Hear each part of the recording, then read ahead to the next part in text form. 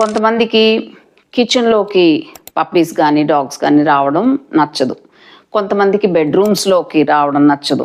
కొంతమందికి సోఫాలు అవి ఎక్కి కూర్చుంటే అలా నచ్చదు. కొంతమందికి ఈజీ, వాళ్ళకి అది ఎవరిష్టం వాళ్ళదండి. దాంట్లో ఇదేం లేదు, ఎవరిష్టం వాళ్ళది. సో ఒకవేళ కిచెన్లోకి రాకూడదు, బెడ్రూమ్స్లోకి రాకూడదు ఇలా ఏదన్నా ఉన్నప్పుడు అది వచ్చిన ఫస్ట్ డే ఆ రూమ్స్ అన్నిట్లోకి వెళ్లకుండా మీరు ఏదో తలుపులేసి పెట్టుకోవడమో లేకపోతే ఇలాంటి ఏర్పాటు ఏదన్నా చేసుకోవాలి. ఎందుకంటే ఫస్ట్ డే అది ఇల్లంతా తిరిగి దానికి ఎక్కడ కంఫర్టబుల్గా ఉందో ఒక ప్లేస్ చూసుకుని అక్కడ సెటిల్ అయింది అనుకోండి, ఇంకా మీరు ఏం చేసినా అక్కడే సెటిల్ అవుతుంది.